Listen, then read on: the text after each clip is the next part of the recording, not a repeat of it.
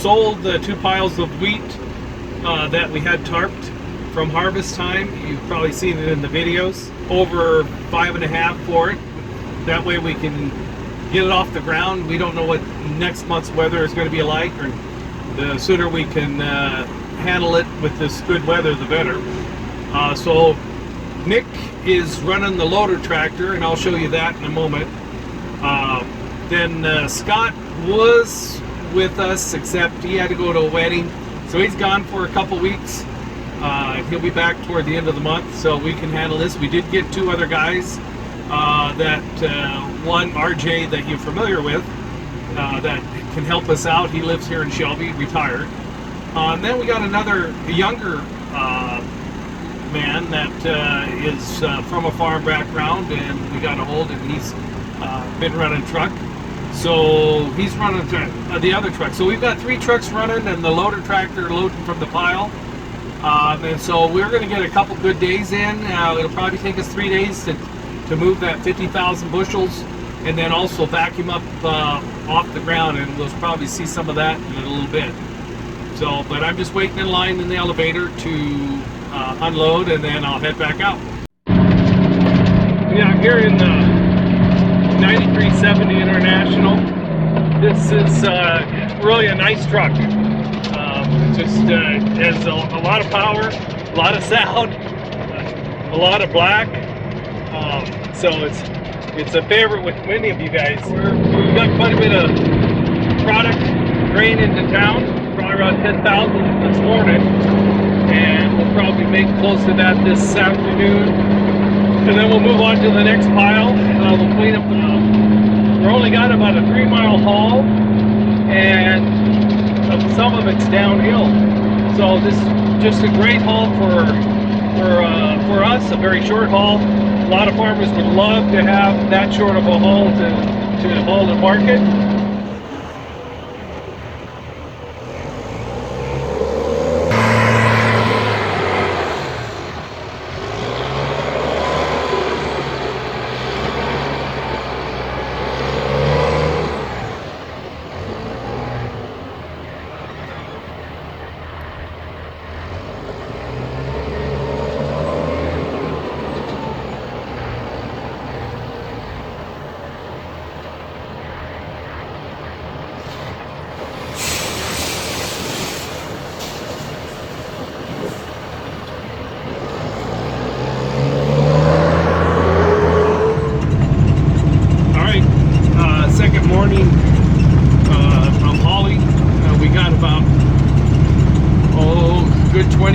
Probably 22,000 in yesterday. Start the second pile today, untarp it, and we should finish tomorrow. We got a little weather event happening on later Friday, so it'll be good to get all this cleaned up and off the ground and into the elevator in town.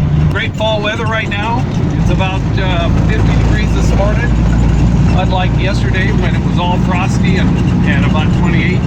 As you can see, I still have my trusty friend here that's running shotgun, and sometime I'll probably get him to where he can drive and do it himself, just as long as he doesn't go off across the country in a loaded truck chasing something. So he might get distracted. He gets distracted easy. Yeah, I had a couple of questions on the comments about our winter wheat season.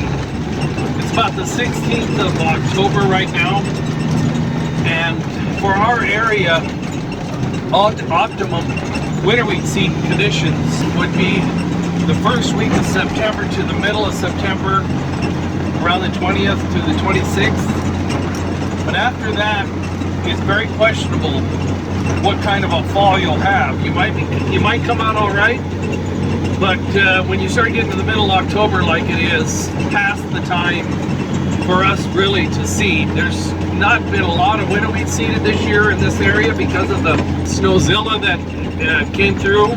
It's even still a little wet. I was out walking this morning, still some wet areas. So, but this time of year, it'll take about 10 days for the crop to really start coming up, and then it needs few more, couple weeks to really get rooted. And if it turns cold, it might not get rooted that well. And then it's susceptible to winter damage.